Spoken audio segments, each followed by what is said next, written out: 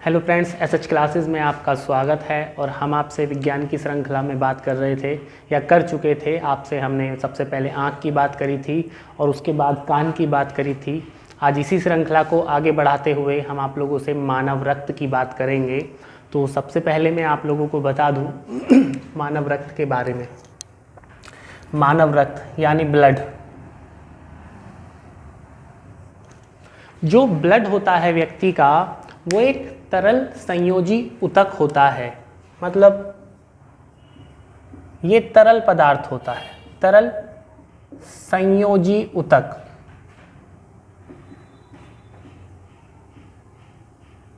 मतलब क्या होता है? 3 वर्ड हैं यहाँ पर। पहले नंबर पे आता है तरल। आखिर तरल का मतलब क्या होता है? तो तरल का मतलब यहाँ पर लिक्विडिटी से है।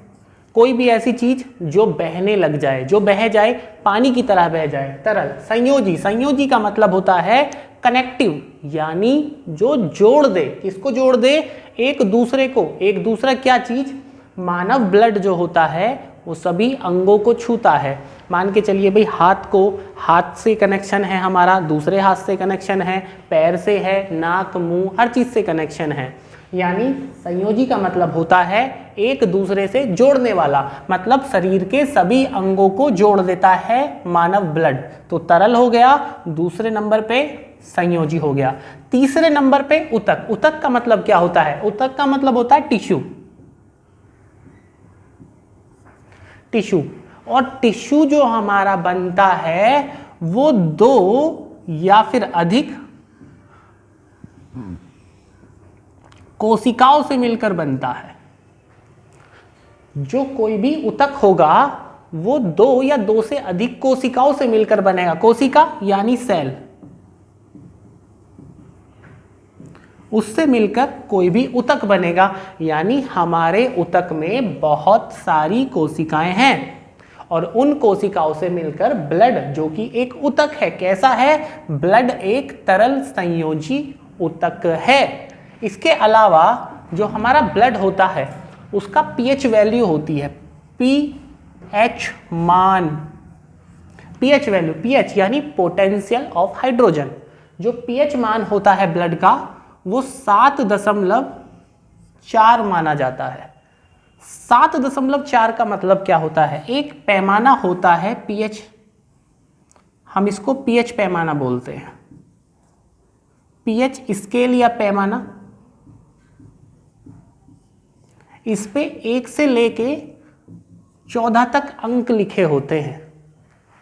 जो 7वें नंबर का होता है, जो 7वां नंबर होता है वो बताता है पानी को, यानी वाटर। 7वें नंबर का पानी बताता है, वाटर बताता है। अगर 7 से कम की तरफ चलते हैं तो वहां पर अम्ल बन जाता है। अम्ल यानी एसिड, एसिड जो कि खट्टा होता है। अगर 7 से आगे चलते हैं और 14 तक चलते हैं, 7 से आगे लेकिन 14 हाईएस्ट होगा। जब हम चलते हैं इधर तो क्षार बन जाता है। क्षार यानी बेस, बेस जो कि कड़वा या कसेला होता है।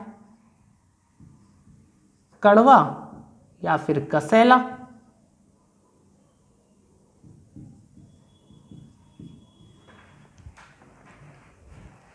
तो हमारा जो ब्लड होता है 7.4 उसकी पीएच वैल्यू है, और 7.4 यानी 7 से बड़ा और 14 से कम है। यानी मानव रक्त जो है वो क्षारीय है, क्षारीय है। लेकिन साथ में मानव रक्त को हम बफर विलयन मानते हैं। बफर विलयन,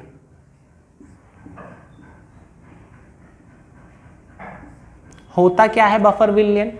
ये रक्त की छोटी छोटी सी बातें हैं जो कंसेप्चुअल हैं। एक्चुअल में हमें जो रक्त पढ़ना है वो उसकी कहानी थोड़ी देर में स्टार्ट होगी। बस ये थोड़ी फैक्चुअल बातें हैं जो बता रहा हूं। बफर विलयन का मतलब क्या है?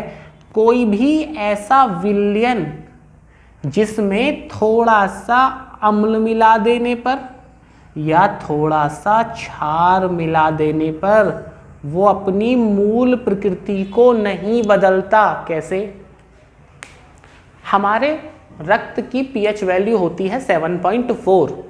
अब हम लोग क्या करते हैं, हम रोजाना रात को दूध पीते हैं, दिन में भी दूध पीते हैं, या फिर किसी और समय हम लोग दूध पीते हैं।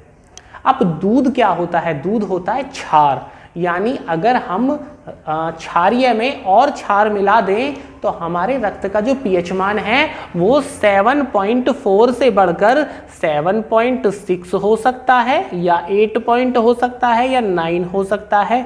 और अगर ऐसी कंडीशन आती है तो हमारे ब्लड में लॉस होगा, मानव स्वास्थ्य के लिए हानिकारक होगा। तो बफर विलयन ऐसा होता है कि बफर विलयन, हम ऐसे विलयन को बोलते हैं कि या तो उसमें थोड़ा अम्ल मिला दें या फिर उसमें थोड़ा क्षार मिला दें, वो अपनी मूल प्रकृति से परिवर्तित नहीं होता, जैसा है वैसा का वैसा ही रहता है। ये तो रही भाई क्षार की बात, दूध की बात। अम्ल है, हम लोग सुबह से शाम तक बहुत सारा खट्टा खाते हैं। अगर हम मार्केट में पटाखे खाते हैं तो पानी वाले पटाखे, उनका पानी खट्टा होता है। इमली खाते हैं, वो खट्टी होती है। आम खाएं या फिर खट्टे अंगूर या कोई भी ऐसा सामान जिसमें खटास होती है। खटास का मतलब क्या होता है? खटास का मतलब अम्ल होता है। और जब बात अम्ल की आती है तो यहाँ पर अम्ल है, अगर हमारे क्षार में अम्ल मिला दिया जाए तो इसका क्षारीय लेवल तो कम हो जाएगा। कम का मतलब क्या होता है? मान के चलिए कि अगर 7.4 जैसे हमारे ब्लड का मान है, इसमें हमने थोड़ा अम्ल मिला दिया तो इसका मतलब ये होगा कि हमारा जो रक्त है वो रक्त पानी बन जाएगा। कैसे बनेगा? ये ऐसे ही बनेगा कि जब हम तेजाब में दूध डाल देते हैं तो तेजाब का असर कम हो जाता है। दूध तो फट जाता है लेकिन तेजाब का असर कम हो जाता है, यानी अम्ल और क्षार दोनों को बराबर मात्रा में मिला दिया जाए, जो उनका एक उनका अनुपात निर्धारित किया गया है, तो वो मिलकर पानी बना देते हैं। और इसी तरीके से क्या होगा कि मानव रक्त का पीएच मान 7.4 है। अब उस पीएच मान में अगर हम थोड़ा सा अम्ल मिला दें तो क्या होगा? वो पानी नहीं बनाएगा, उसका पीएच मान 7.4 ही रहेगा। यानी रक्त जो है वो एक बफर विलयन है, और बफर विलयन में हम चाहे अम्ल मिला दें चाहे हम उसमें क्षार मिला दें, वो अपनी मूल प्रकृति से बदलता नहीं है, जैसा था वैसा ही रहेगा। उसके बाद कहानी को आगे बढ़ाते हैं। जो एक स्वस्थ मनुष्य होता है, माना जाता है भाई उसमें 5 से लेके 6 लीटर तक ब्लड पाया जाता है। और पुरुषों में, यानी मेल में, पुरुषों में महिलाओं की तुलना में ब्लड अधिक होता है। यानी महिलाओं में जो ब्लड होता है वो कम होता है, क्योंकि इन लोगों का ब्लड लॉस होता है। मतलब इनका जो ब्लड है वो वेस्ट हो जाता है, वो बेकार हो जाता है ज्यादा। ठीक है, इनका ब्लड वेस्ट होता रहता है। 5 से 6 लीटर ब्लड होता है। मतलब अगर फिर भी हम माने अगर व्यक्ति स्वस्थ है तो लगभग 6-7%, मतलब 8-9% के आसपास उसमें ब्लड होता है। ये ब्लड की थोड़ी कॉमन सी बात है। एक और बात, हम लोग जो ब्लड का अध्ययन करते हैं, जो ब्लड है उसका अध्ययन जो करते हैं वो हम साइटोलॉजी में करते हैं, हीमेटोलॉजी में करते हैं।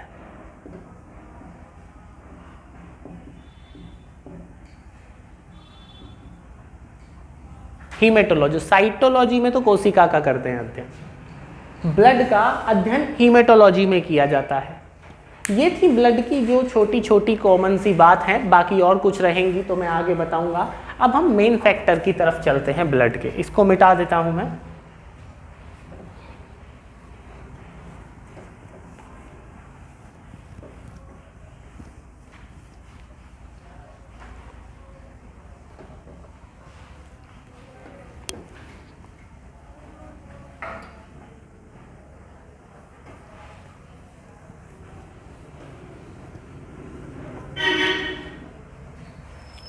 तो ब्लड पढ़ने से पहले मैं बता दूं कि ये बहुत ही आसान और इंटरेस्टिंग टॉपिक है, तो थोड़ा ध्यान से देखिएगा और वीडियो को लाइक करिएगा। पहले मानव ब्लड के 2 भाग होते हैं, 2 भाग होते हैं। एक को बोलते हैं प्लाज्मा और दूसरी को बोलते हैं कणिका। कणिका, कणिका का मतलब होता है सेल, या फिर इसको हम कोशिका भी बोल देते हैं।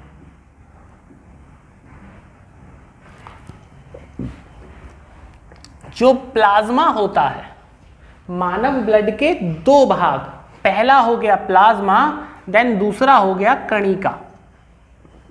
जो प्लाज्मा होता है ये मानव रक्त का 60% भाग बनाता है और बचा हुआ 40% भाग बनाता है कणिका। इस 60% भाग में 90% तक तो जल होता है। 60% भाग में, यानी आप लोग ऐसे मान के चलिए कि हमारे 100 नंबर के बराबर ब्लड है या 100 रुपए के बराबर ब्लड है, तो उसमें से 60 रुपए का प्लाज्मा हो गया और 40 रुपए की कणिकाएं हो गई। अब ये जो 60 रुपए का प्लाज्मा है इसमें 90% का तो जल है, यानी कि 54 रुपए का उसमें जल है। और बचे हुआ जो है, जो हमारा ये 10% बच जाता है, उस 10% में कुछ कार्बनिक और अकार्बनिक पदार्थ होते हैं। अकार्बनिक, ऑर्गेनिक एंड इनऑर्गेनिक।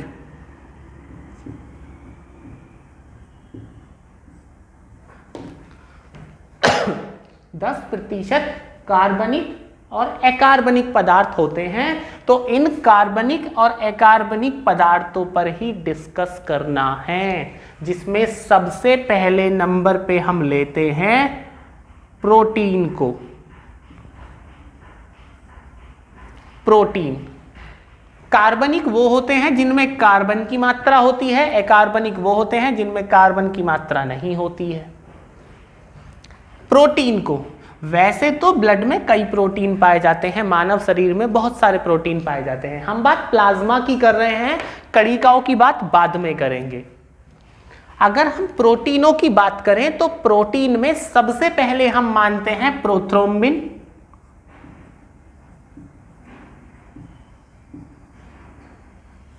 उसके बाद मानते हैं एल्बुमिन,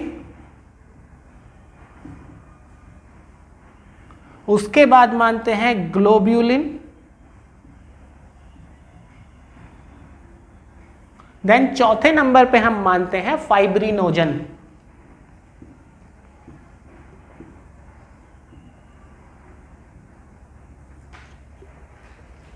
इसके अलावा भी और प्रोटीन होते हैं। ये 4 प्रोटीन और भी होते हैं, इनको मोस्टली प्लाज्मा में पाया जाता है।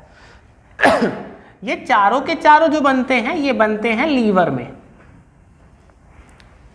ये प्रोटीन, जो ये वाला प्रोटीन है, ये फाइब्रिनोजन ब्लड का थक्का यानी क्लॉटिंग या स्कंदन जिसको बोलते हैं, थक्का यानी जम जाना, उसको जमाने के लिए सबसे बड़ी भूमिका यही निभाता है, फाइब्रिनोजन। और अगर फाइब्रिनोजन को प्लाज्मा से निकाल दें, यानी कि बस फाइब्रिनोजन को निकाल दें और पूरा का पूरा प्लाज्मा जैसे का तैसा रहे, तो उस बचे हुए पदार्थ को, जो फाइब्रिनोजन निकालने के बाद में बचा, उसको बोलते हैं हम सीरम।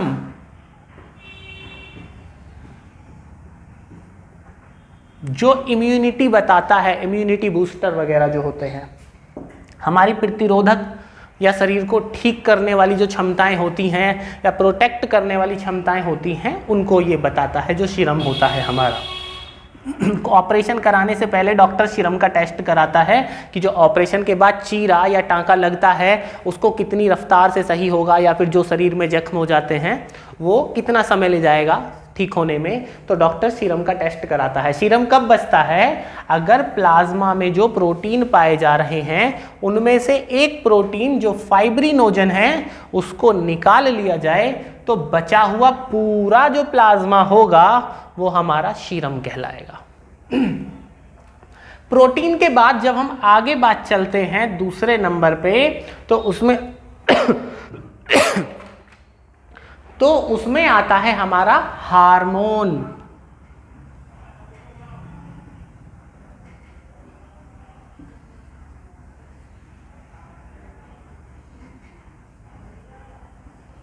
हार्मोन्स।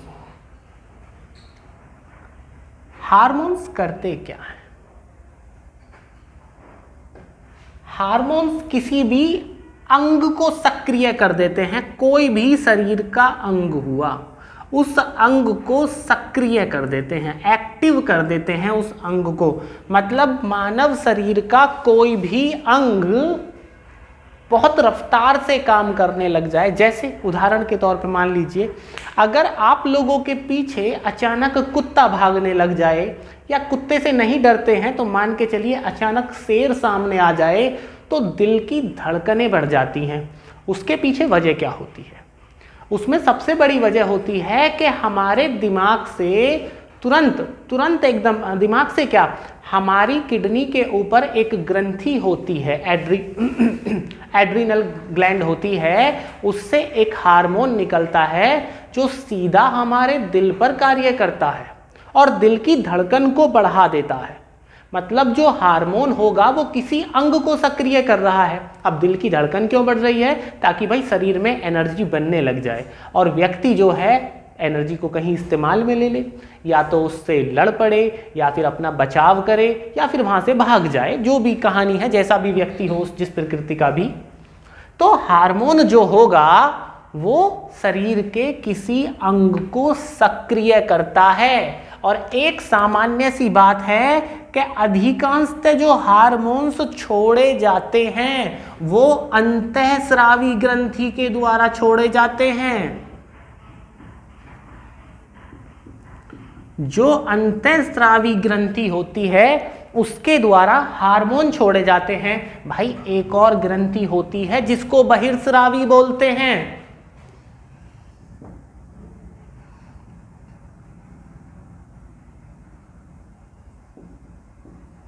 जो बहिर्स्रावी ग्रंथि होती है ये सामान्यतः प्रकृति में एंजाइम छोड़ती है।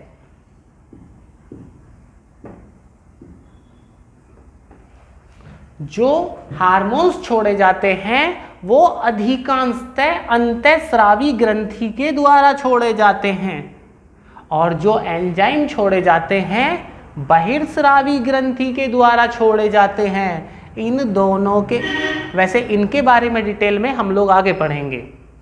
इन दोनों के बीच में एक और ग्रंथि होती है जिसको मिश्रित ग्रंथि के नाम से जानते हैं, यानी वो अंतःस्रावी का भी काम करती है और बहिर्स्रावी का भी काम करती है। जैसे हमारा पैनक्रियाज या अग्नाशय जिसको कहते हैं, वो भाई अंतःस्रावी का भी काम करता है और बहिर्स्रावी का भी काम करता है। खैर उसकी बात आगे करेंगे। एंजाइम पे आ जाते हैं जरा। जो हमारे हार्मोन्स होते हैं, ये भी जो हार्मोन्स होते हैं ये भी हमारे प्लाज्मा में होते हैं। और हार्मोन्स के अलावा तीसरे नंबर पे बात आती है जी एंजाइम की।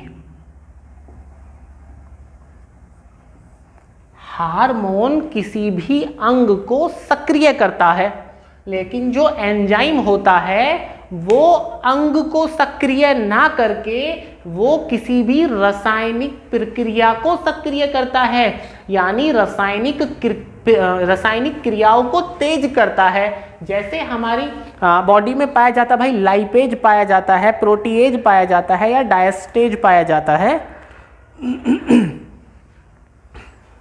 जैसे लाइपेज हो गया,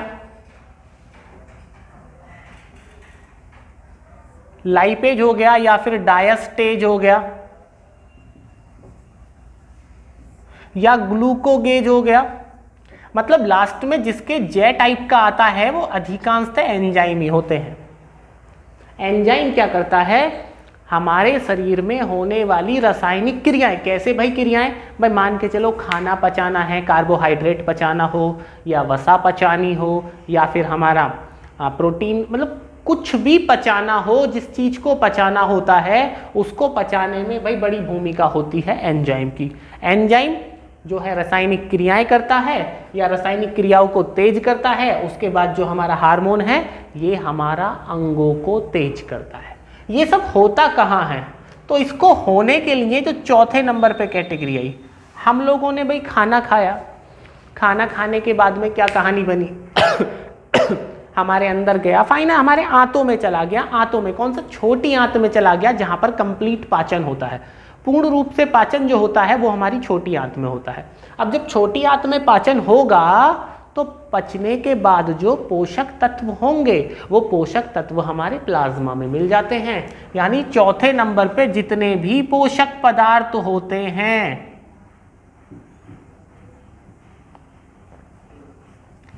जितने भी न्यूट्रिएंट्स होते हैं, जितने पोषक पदार्थ होंगे वो हमारे प्लाज्मा में होंगे और प्लाज्मा से पहले लीवर में लाए जाते हैं और देन बॉडी में अलग अलग भागों तक पहुंचाए जाते हैं। ये पोषक पदार्थ ऐसा नहीं है जहां से आंत जो हमारी आंत होंगी, आंत से सोखे गए, सोखने के बाद पूरी बॉडी में नहीं पहुंचाए जाते।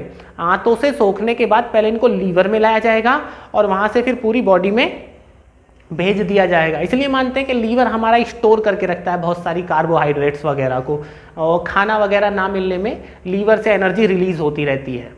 तो इसी वजह से क्योंकि पहले सारे पोषक पदार्थ लीवर में लाए जाते हैं और वहाँ से फिर अलग अलग जगह भेज दिए जाते हैं, जिस तरीके की शरीर के जिस हिस्से को जितनी ज़रूरत होती है। पोषक पदार्थों के बाद में जो बात आती है वो आती है उत्सर्जी पदार्थों की। भाई उत्सर्जी पदार्थ कौन से होते हैं भाई? उत्सर्जी पदार्थ वही होते हैं जैसे यूरिया हुआ, यूरिक अम्ल हुआ, ये सब उत्सर्जी पदार्थ होते हैं भाई। जो हमारे शरीर में जो रासायनिक क्रियाएं हुई, खाना खाया तो कुछ पोषक पदार्थ थे, कुछ अपशिष्ट पदार्थ थे। जो ठोस अपशिष्ट पदार्थ होता है वो हमारी आंत के द्वारा मल के रूप में शरीर से बाहर निकल जाता है, लेकिन जो हमारे लिक्विड फॉर्म में होते हैं वो तो मल के रूप में नहीं निकलते। तो उनका क्या होता है, वो उत्सर्जी पदार्थ, यूरिया, यूरिक अम्ल, वो सब जो हुए, मान के चलो जी यूरिया है, यूरिया बना, ये यूरिया है, अब हमारे शरीर से बाहर निकलना है। तो बाहर निकलने में क्या होगा कि सबसे पहले ये हमारे प्लाज्मा में मिल जाएगा, क्योंकि भाई प्लाज्मा ही पढ़ रहे हैं हम, ये हमारे प्लाज्मा में मिल जाएगा। प्लाज्मा में मिलने के बाद इसको भी पहले हम लीवर में लाएंगे, ये लीवर में लाया जाएगा और लीवर से सीधा पहुंचेगा हमारे गुर्दे तक। गुर्दा यानी किडनी या वृक्क जिसको बोलते हैं, वृक्क या गुर्दा, जो किडनी वो सैम के बीज के समान होता है, उसमें लाया जाएगा और उसमें लाने के बाद में छाना जाएगा। जो गुर्दा होता है उसमें छानने के लिए एक जाली लगी होती है, जाली छलनी लगी होती है, जिसको हम नेफ्रॉन बोलते हैं, नेफ्रॉन। इसमें छान दिया जाएगा और छानने के बाद में मानव मूत्र के रूप में ये बाहर चला जाएगा शरीर से। पहले छनेगा, छनने के बाद मूत्र के रूप में ये बाहर चला गया। एक सवाल मैं यहां पर छोड़ देता हूं, मानव मूत्र का रंग पीला होता है, कमेंट करके बताइएगा क्यों पीला होता है? जो मानव मूत्र है उसका पीला रंग होता है, क्यों पीला होता है? ठीक है, उसके बाद जो हम आगे बात करते हैं, अगर स्क्रीनशॉट लेना है तो ले लो, मिटाना है थोड़ा सा।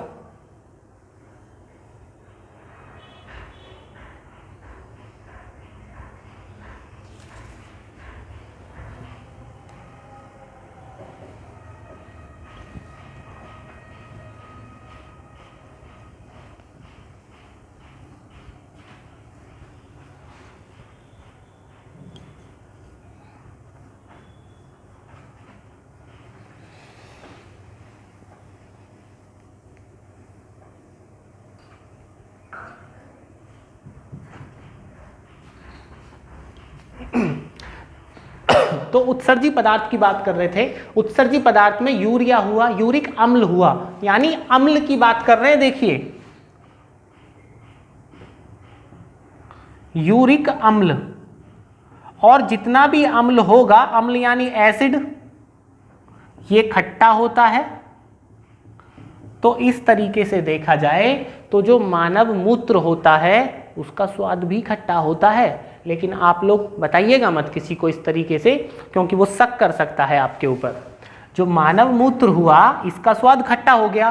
क्यों हुआ खट्टा? क्योंकि इसमें एसिड की मात्रा है, इसलिए इसका स्वाद खट्टा हो गया। एसिड हालांकि अपशिष्ट पदार्थ है लेकिन स्वाद तो खट्टा हो ही गया।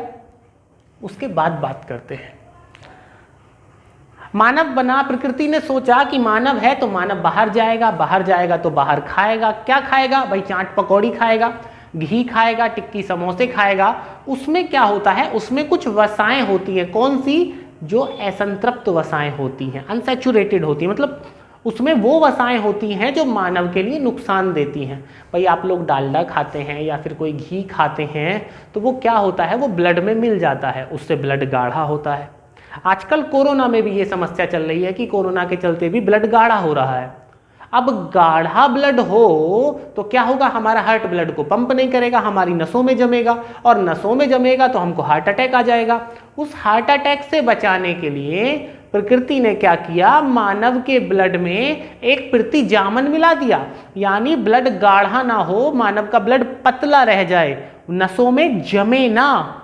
कैसे भाई? ये नस हो गई मान के चलिए, अब इसमें ऐसे ब्लड जा रहा है, गाढ़ा होगा तो यहाँ चिपकेगा, फिर चिपकेगा, फिर चिपकेगा, फिर चिपकेगा, यहाँ से निकलेगा नहीं। जैसे ही ये ब्लॉक होगी सप्लाई नहीं होगा, और सप्लाई नहीं होगा तो व्यक्ति को हार्ट अटैक आ जाएगा, और जब व्यक्ति को हार्ट अटैक आएगा तो भाई निश्चित बात है वो मर जाएगा। इसलिए हार्ट अटैक ना आए और उसको मृत्यु ना हो जाए तो प्रकृति ने मानव के ब्लड में, ब्लड यानी प्लाज्मा में, एक प्रतिजामन मिला दिया।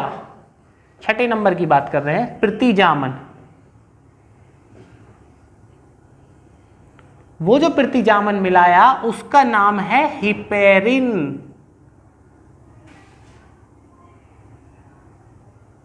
हिपेरिन ये क्या करता है कि ये जो ब्लड गाढ़ा है, इस गाढ़े ब्लड को पतला कर देगा, यानी ब्लड को जमने नहीं देगा।